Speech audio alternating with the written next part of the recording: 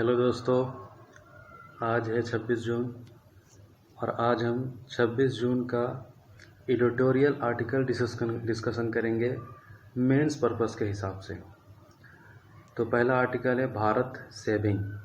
ठीक है, तो ये टॉपिक है मेंस GS3 इकोनॉमिक डेवलपमेंट से आप इसको रिलेट कर सकते हैं। तो कहा जा रहा है कि जैसा कि अभी पेंडेमिक की स्थिति बनी है तो अर्बन इकोनॉमी जितना बुरी तरीके से प्रभावित हुआ है, अर्बन इकोनॉमी के मुकाबले में रूरल इकोनॉमी जो है कम प्रभावित हुआ है। तो ये बात कही जा रही है। तो अब जो आगे का जो सिचुएशन है, ये अर्बन इकोनॉमी की कमी और जो नुकसान है, क्या रूरल इकोनॉमी इसको पूरा कर सकता है? क्या रूरल इकोनॉमी आने वाले वक्त में क्या इम्प्रूवमेंट डेवलपमेंट भारत के लिए ला सकता है? तो इस आर्टिकल में कुछ बातें आप इसमें देखने को मिलेगा। तो सबसे पहली बात यह है कि करंट सिचुएशन क्या है। तो urban India is a witnessing job losses. जैसा कि हम सभी जानते हैं कि अर्बन इलाके में, अर्बन भारत में जॉब लॉसेस बहुत बड़े पैमाने पर हो रही है। और जॉब लॉसेस क्यों हो रही है, ये बातें आपको अच्छे से समझ में आती होगी। ठीक है, decline income and reducing in non essential expenditure. तो इनकम, जाहिर सी बात है, जॉब लोग के पास नहीं होगा तो इनकम डिक्लाइन होगा और फिर लोग जो है अपनी ज़रूरतों को, अपने एक्सपेंडिचर को, खर्च को कम करेंगे। और जब खर्च कम करेंगे तो फिर इकोनॉमी तो जो है सप्लाई और डिमांड के ऊपर होता है। जब सप्लाई होगा तब जब डिमांड होगा। ठीक है, in a such scenario rural India can perform better than urban India because. तो ऐसे सिचुएशन में रूरल इंडिया जो है अर्बन इंडिया से अच्छा परफॉर्म कर रहा है और कर भी सकते हैं आगे। जैसे कि higher consumption of essential product. तो जो एसेंशियल, जो ग्रोसरी आइटम है, जो डेली फास्ट मूवेबल आइटम है, तो इसका कंजप्शन जो है बहुत ही ज़्यादा रूरल इंडिया में ज़्यादा हो रही है। ठीक है, और इसका वजह है गवर्नमेंट सब्सिडी, सरकार रूरल इंडिया के लिए सब्सिडीज़ प्रोवाइड करती है। Eased restriction on agriculture activities, और थोड़ा सा जो एग्रीकल्चर एक्टिविटीज़ में जो रेस्ट्रिक्शन है उसको आसान किया गया है। जबकि पेंडेमिक की वजह से सारी काम ठप है, लेकिन एग्रीकल्चर को थोड़ा सा ईजी किया गया है। तो इस वजह से भी रूरल इंडिया में जो है इकोनॉमी थोड़ा सा कह लें कि बाकी अर्बन के मुकाबले में थोड़ा अच्छा है। तो how is the situation in rural India. तो भारत के रूरल भारत में क्या सिचुएशन है, अभी स्थिति क्या है, थोड़ा ये देख लें। तो agriculture sector grow up by 4%। तो 4% के हिसाब से 2019 से 20 हमारा जो है कृषि सेक्टर जो है ग्रोथ की है। ठीक है, record production of food grain, और बहुत ही अच्छा प्रोडक्शन रहा 2019 से 20। Recovery in prices of non perishable. जो चीज़ों की जो कीमतें, जो फूड आइटम्स की जो बढ़ी हुई, तो कई सारे आइटम की जो है कीमतें जो है घटी है। ये अच्छी, ये एग्रीकल्चर हमारा अच्छा काम किया। तो India farm sector is expected rise to 2.5% in 2020-2021 despite the pandemic. तो एक अनुमान बताया जा रहा है कि पेंडेमिक के बावजूद भी हमारा रूरल इकोनॉमी 2.5 तक मतलब 2.5% ग्रोथ 2020 से 2021 तक कर सकता है। ठीक है, बाकी हमारा जो अर्बन इलाका है, जो वहाँ अर्बन इकोनॉमी, वो तो बिल्कुल कह ले ठप ही है, लेकिन इसमें ग्रोथ की अनुमान की जा रही है 2020 से 2021 तक में। Rural India show sign of recovery as the sale of fertiliser. तो इससे ये इशारा कैसे पता चलता है? देखिए कि जो फर्टिलाइज़र की जो सेल है 74% इसका इंक्रीज हुआ द लास्ट ईयर, पिछले साल की बात है। ट्रैक्टर इंक्रीज्ड, इसमें 4% जो है इंक्रीज हुआ। जो मतलब ख़रीद में ट्रैक्टर का मतलब जो इस्तेमाल जो कि ख़ास तौर से खेती बाड़ी के लिए किया जाता है। Contracted by 79% last month and the rural lending has improve. और फिर जो है लोग ने लैंडिंग भी जो है इम्प्रूव किया है। ठीक है, The reversal of the deflationary phase in the food prices, record production and MSP based procurement can improve rural consumption। तो इससे MSP को भी देखिए, मिनिमम सपोर्ट प्राइस जो होता है, जो सरकार प्रोवाइड करती है, तो रूरल इकोनॉमी को ये इम्प्रूव करेगा और चीज़ें जो है सस्ती दाम पर जो है हो पाएगी, जो कि प्रोडक्शन अच्छा हुआ है। ठीक है, ये बात कही जा रही है। Centre rural job scheme of 1 trillion rupee, और फिर सेंट्रल गवर्नमेंट की तरफ से 1 ट्रिलियन रुपी का जो है जॉब स्कीम भी जो है ये चीज़ें जो है इम्प्लीमेंट की जा रही है। डबल फूड सब्सिडी भी दिया जा रहा है। Interment is also expected to increase rural disposal income. तो अनुमान है कि रूरल इकोनॉमी जो है बूस्ट कर सकती है। वाई रूरल इंडिया में नॉट रिवाइव द इकोनॉमी। लेकिन सवाल यह है कि रूरल इंडिया की स्थिति मतलब क्या रिस्क क्या है, मतलब भारत की इकोनॉमी को रूरल इंडिया जो है रूरल इकोनॉमी जो है कैसे ला सकती है, क्यों नहीं ला सकती है। देखिए, कुछ ये तो बात है कि हमारा पहले से ही एग्रीकल्चर सेक्टर बहुत अच्छा परफॉर्म करते नहीं आया है, और अभी पेंडेमिक में माना कि अर्बन इंडिया से हमारी रूरल इंडिया की इकोनॉमी अच्छी काम कर रही है, लेकिन ये इतना भी अच्छी नहीं है कि जिससे कि आप कह सके कि ये भारत के डेवलपमेंट को इजाफा कर सकती है, चीज़ों को ठीक कर सकती है। Agriculture sector is facing risk such as. तो पहले से जो है रिस्क है, लोकस्ट का अटैक का रिस्क है जुलाई में और ज़्यादा बढ़ सकता है। लेक ऑफ स्टोरेज हमारा पता है तकरीबन जो है 10,000 टन जो है अनाज हर साल जो है गोडाउन में सड़ के बर्बाद हो जाती है। समझ रहे बात, इतना सारा फूड देख सकते हैं बर्बाद हो जाती है। तो हमारे पास स्टोरेज की कमी है, और स्टोरेज ख़ास तौर से कमी स्टोरेज की इस रूप में है कि वहाँ पर इतना एफिशिएंशियल तरीके से हम स्टोरेज नहीं कर पा रहे, चीज़ें सड़ जा रही है।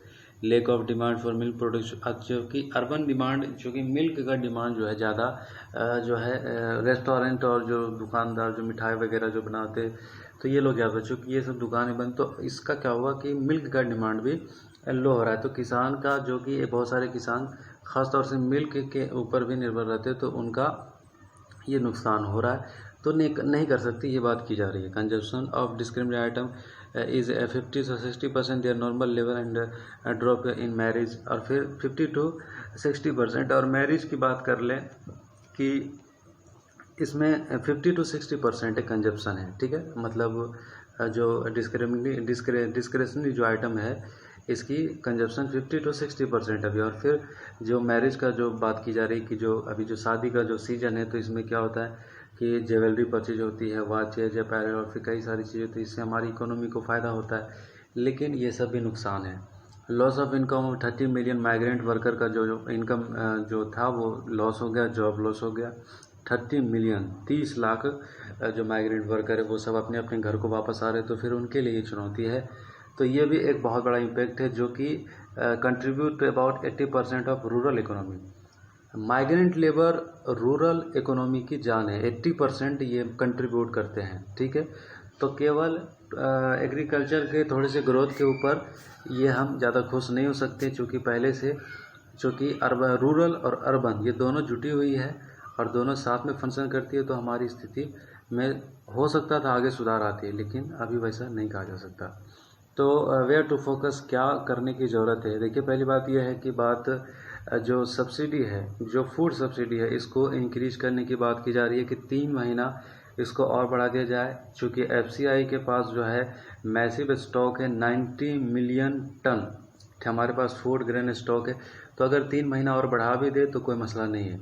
तो it should provide for additional 1 trillion rupee for rural scheme to revive the economy, और फिर 1 ट्रिलियन रुपी जो है और इकोनॉमी को रिवाइव करने के लिए सरकार को स्कीम में और लेकर के आना चाहिए। तो ये दो बातें यहाँ पर की जा रही है कि ये करना चाहिए। ठीक है, इकोनॉमी को थोड़ा सुधार करने के लिए।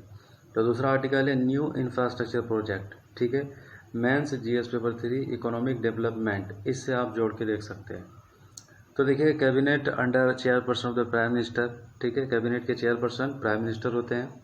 तो इन्होंने अप्रूव कर दिया न्यू इंफ्रास्ट्रक्चर प्रोजेक्ट, 3 सेक्टर में इन्होंने अप्रूव किया है। तो पहला है AHIDF। तो government of India has a set up 50,000 crore worth animal husbandry infrastructure development fund. तो ये क्या है, AHIDF है, animal husbandry infrastructure development fund. ये डेवलपमेंट, इसमें एनिमल हस्बेंड्री इंफ्रास्ट्रक्चर को डेवलपमेंट के लिए 15,000 करोड़ जो है अप्रूवल किया है केंद्र सरकार ने टू एस्टिमुलेट इंफ्रास्ट्रक्चर डेवलपमेंट। तो हमारे स्टिमुलेट करने के लिए, इकोनॉमी के लिए कि इसमें डेवलपमेंट आए, सुधार आए, private sector in diary meat processing and animals feed plant. ठीक है, तो ये एलिजिबल कौन है, कौन से बेनिफिशरी को ये प्रोवाइड हो सकता है, ये सरकार जो अभी स्कीम अप्रूव की है। The eligible beneficiary will be the farmer producer organisation. ठीक है, फार्मर प्रोड्यूसर ऑर्गेनाइजेशन, और ये एलिजिबल है। एमएसएमई प्राइवेट कंपनी एलिजिबल है। सेक्शन 8 कंपनीज, ठीक है। इंडिविजुअल एंटरप्रेनर भी जो है ये बेनिफिशरी में एलिजिबल है, contributing to minimum 10% of margin money. ठीक है, लेकिन 10% जो है स्वयं लगाना होगा और फिर बाकी का सरकार जो है उनको प्रोवाइड करने के लिए ये स्कीम निकाली है। The companies will be the given 90% of fund required as loan from the bank and only 10% is to be contributed by them. तो कंपनी जो है कोई भी जो इस फील्ड में जो काम करना चाहती है उसको 90% तक लोन के रूप में प्रोवाइड की जाएगी और 10% जो है सरकार कंट्रीब्यूट करेगी। 10% बंदा खुद अपने से कंट्रीब्यूट करेगा। तो government of India will also provide interest subvention of 3% eligible beneficiary. तो बहुत कम जो है लिया जाएगा, 3% ही उनसे जो है ये ली जाएगी इंटरेस्ट की जहाँ तक बात है। तो government of India will also setup arrest 750 crore credit guarantee fund है नाबार्ड के अंदर जो इसको रखा गया है। ठीक है, और 25% of credit facility to the borrower. ठीक है, तो इसका बेनिफिट क्या है, it will incentivise private entrepreneur. तो प्राइवेट एंटरप्रेनर को इंसेंटिवाइज करेगा ख़ास तौर से एनिमल हस्बेंड्री सेक्टर में। ठीक है, प्रमोट, इससे हमारा फूड प्रमोट होगा, जो फूड एसेंशियलिटी चूँकि हमारी पहले से अच्छी है और ज़्यादा प्रमोट होगी। Return to farmer and best boost export, और इससे हमारा एक्सपोर्ट बढ़ने का जो है इम्कान है। और दूसरा फ़ायदा है, it would also motivate a farmer to invest more on input. तो फार्मर को मोटिवेट करेगा इसमें इन्वेस्ट करने के लिए, productivity to leading to rise in farmer income, अपनी इनकम को बढ़ाने के लिए। The schemes help in livelihood creation for about 35 lakh person.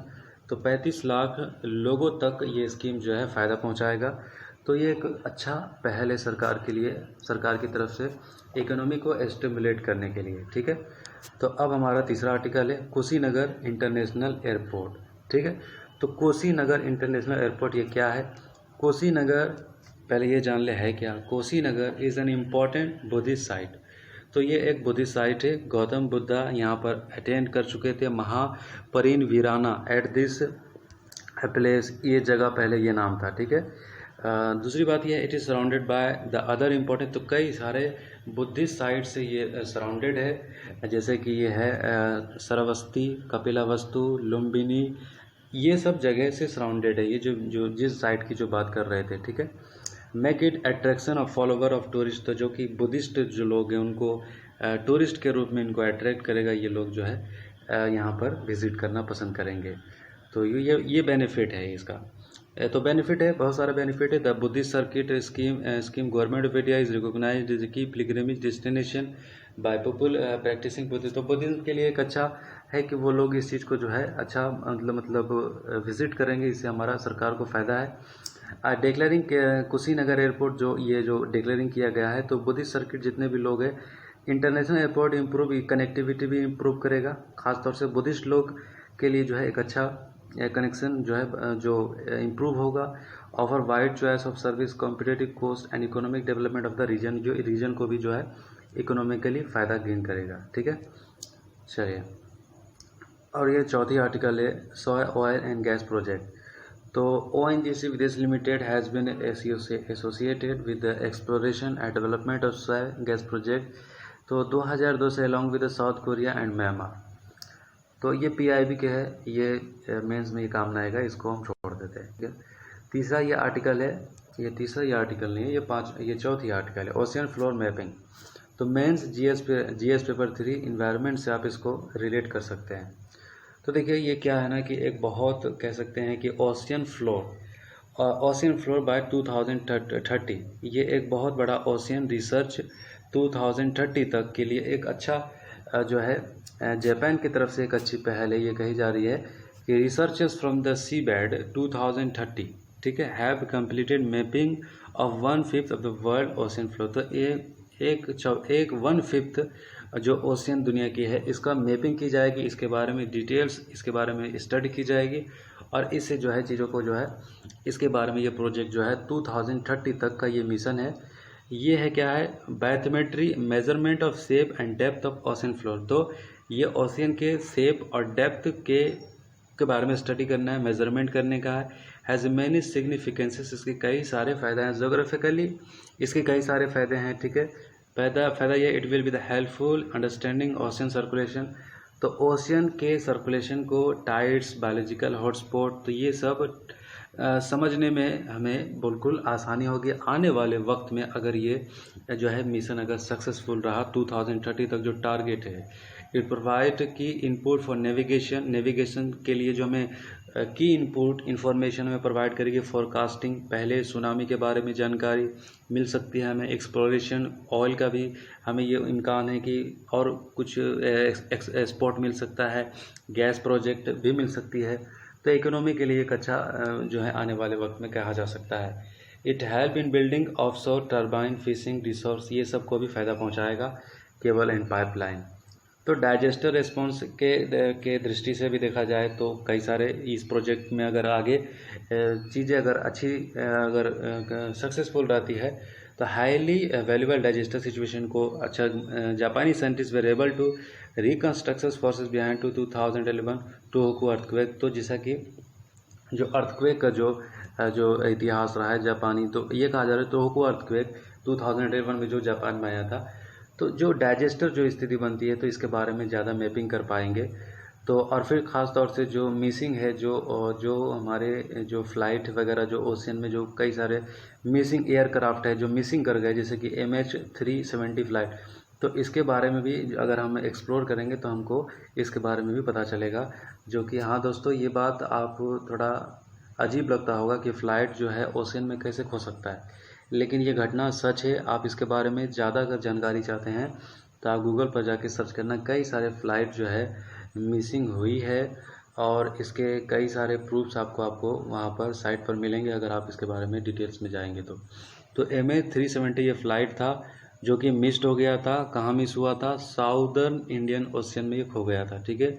और काफ़ी रिसर्च करने के बाद, खोजने के बाद भी इसका अता पता कुछ भी पता नहीं चला, ठीक है। तो इसके बारे में भी बात की जा रही है कि हमें पता चलेगा कुछ। और इन्वायरमेंट के दृष्टिकोण से हेल्पफुल अंडरस्टैंडिंग क्लाइमेट चेंज को समझने में हेल्पफुल होगा। अंडर वाटर वोल्केनो, ये सब चीज़ें हमें आसानी होगी। Vertical missing of ocean and water ocean current, ये सब चीज़ें बात की जा रही है। It will be help realising sustainable development भी हम जो है कर पाएंगे। क्लाइमेट चेंज अगर हम इसके बारे में अगर स्टडी अगर सक्सेस होती है तो conserve and sustainably use ocean seas, और फिर ओशियन के बारे में अगर ज़्यादा हमारे पास इंफॉर्मेशन होगा तो इसको सस्टेनेबली यूज करना भी हम सीख पाएंगे।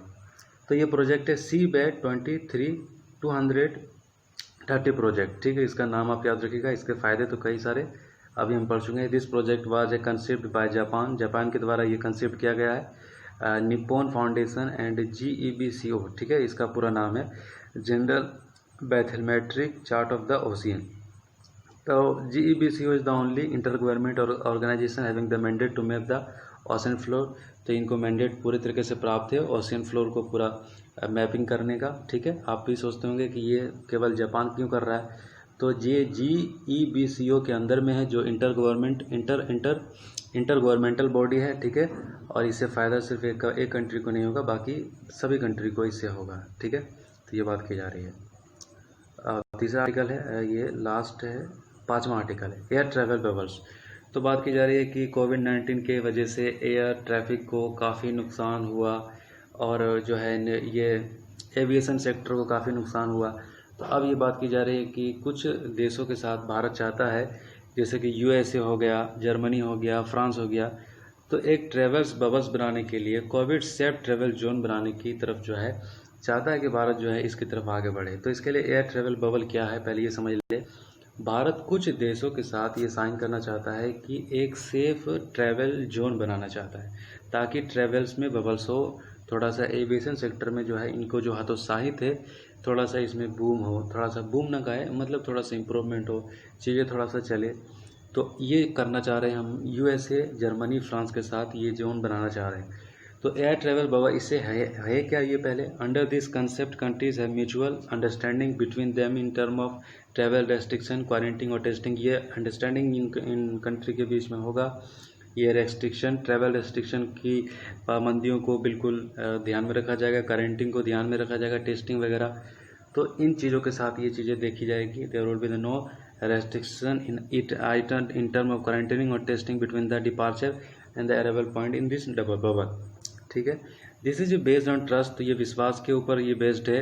Countries initiate number of testing, तो एक दूसरे के ऊपर, जाहिर सी बात अगर इस तरह का अगर हम जोन बनाना चाहते हैं तो एक बहुत बड़ा आपस में विश्वास की ज़रूरत है। ठीक है, जैसे कि बाल्टिक कंट्री हो गया, बाल्टिक कंट्री कहा जाता है, ये प्रीलिम्स के लिए फैक्ट याद रखिएगा, बाल्टिक कंट्री में आती है, जैसे कि इस्टोनिया, लिथुआनिया, लातविया, ये बाल्टिक कंट्रीज को कहा जाता है। बाल्टिक ओशियन के पास ये, बाल्टिक सी के पास ये कंट्री है, इसीलिए इसको बाल्टिक कंट्रीज़ कहा जाता है। ठीक है, तो बबल इनके बीच में पहले से ये चीज़ें चल रही है। ठीक है, तो इंडिया का प्रपोजल है इन कंट्री के साथ, India is planning to proposal bilateral arrangement, ये करना चाहता है जर्मनी के साथ, यूएसए के साथ, फ्रांस के साथ, यूके के साथ। ठीक है, ताकि इंटरनेशनल एयर ट्रैवल जो है ये थोड़ा सा इसके अंदर कुछ चीज़ें सुधार में आए।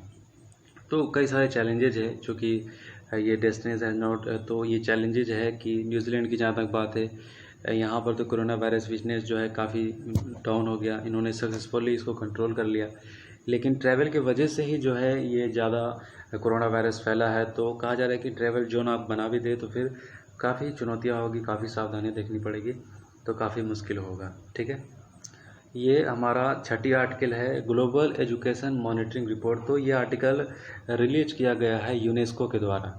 ठीक है, तो यूनेस्को के द्वारा ये आर्टिकल रिलीज किया गया है और इसका नाम है ग्लोबल एजुकेशन मॉनिटरिंग। तो लॉकडाउन में जो एजुकेशन को जो इम्पैक्ट हुआ है उसके ऊपर ये आर्टिकल चर्चा करता है। तो सबसे पहले ये बात ये क्या करता है कि ये पहले आप एजुकेशन, क्वालिटी एजुकेशन पूरे दुनिया का ये गोल है, SDG गोल जो हमारा 17 पूरे दुनिया का है, जो 2030 तक अचीव करने का सारे कंट्री का कंसर्न है। तो SDG गोल 4 से आप इसको इंक्लूड कर दीजिए, क्वालिटी एजुकेशन। ठीक है, तो बात यह है कि इससे क्या इम्पैक्ट पड़ा है एजुकेशन के ऊपर। Revive the implementation of national and international strategies to hold the relevant parties accountable they achieving the above goal. तो देखिए, पहली बात यह है कि रिपोर्ट में यह हाईलाइटेड किया गया है about 40% of low and middle income countries. ठीक है, 40% जो लो इनकम है और मिडिल इनकम कंट्रीज है, as a supported such as a poor and linguistic management learning with. तो इनका सबसे ज़्यादा गरीब लोग का नुकसान, लिंग्विस्टिक माइनॉरिटी जो कि है इनका, और फिर डिसेबिलिटीज़ जो लोग डिसेबिलिटीज़ जो है, तो इन लोगों को काफ़ी ज़्यादा इम्पैक्ट पड़ रहा है। ठीक है, during the peak of period pandemic, peak of period जो पैंडेमिक रहा अप्रैल, ठीक है, 2020, ऑलमोस्ट 90% ऑफ स्टूडेंट जो है दुनिया में जो है तकरीबन स्कूल से दूर ही रहे, स्कूल लॉकडाउन की वजह से नहीं जा सके। तो इम्परफेक्ट सब्सिट्यूट क्या रहा, many countries were unable to provide proper सब, तो क्लासरूम टीचिंग और जो है सारी फैसिलिटीज़ ऑनलाइन, सभी देशों के लिए जो है ये मुश्किल है, ये कर नहीं सकते। पुअर कंट्री तो रेडियो और टेलीविज़न के माध्यम से लेसन को जो है चीज़ों को लाने की कोशिश की गई।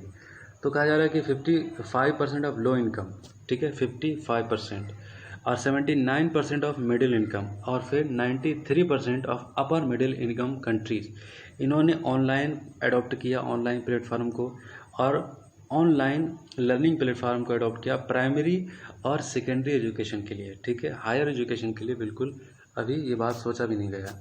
Not at all teachers have access to adequate. तो दिक्कतें क्या है कि इंटरनेट कनेक्शन का प्रॉब्लम है, इक्विपमेंट का प्रॉब्लम है, स्किल का प्रॉब्लम है, वर्किंग कंडीशन का प्रॉब्लम है, ऑनलाइन एजुकेशन अगर हम बच्चों को दे रहे हैं तो। ठीक है, तो ये चुनौतियाँ हैं। The online mode is difficult, बहुत ही मुश्किल है, डिसेबिलिटीज़ पर्सन को तो काफ़ी ज़्यादा मुश्किल है फिर उनको ऑनलाइन पढ़ाना, जो डिसेबल जो बच्चे हैं, और फिर जो बहरे हैं, जो गूंगे हैं, तो मतलब ये बातें की जा रही है, मतलब दिव्यांग जो बच्चे हैं, ठीक है, ऐसे कहें, तो इनके लिए काफ़ी मसला है, ऑनलाइन फिर बहुत मुश्किल है इनको पढ़ा पाना। तो higher drop out of girls in concern into income countries, तो फिर कहा जा रही है कि इबोला एपिडेमिक की बात की जा रही है अफ्रीका में। Many girls never return school, जब ये चीज़ महामारी हुई तो लड़कियां जो है स्कूल में कभी रिटर्न ही अभी तक नहीं हो पाए, ये महामारी की वजह से। तो कहीं ये गरीब कंट्री के देश में ऐसी स्थिति बनने वाली है कोरोना वायरस की वजह से, ठीक है। In order to combat situation reporting of school 70%, तो ये कही जा रही है कि सिचुएशन है कि 70% स्कूल जो है खुल सकती है। And low middle income countries are planning, जो ऐसे कंट्री है लो मिडिल इनकम कंट्रीज, इनके recruit more teachers, 22% increase in school time, ठीक है, 68% इंक्रीज रेमेडिकल क्लासेस। तो ये बातें की जा रही है, ठीक है। तो पूरा आर्टिकल सामने डिस्कस कर लिया। आई होप ये आर्टिकल आपको अच्छे से समझ में आया होगा, और अगर आपको नहीं समझ में आया तो एक एक लाइन आप पढ़ो और फिर से वीडियो पे जा करके सुनो, ठीक है, आपको समझ में आएगी। Thank you.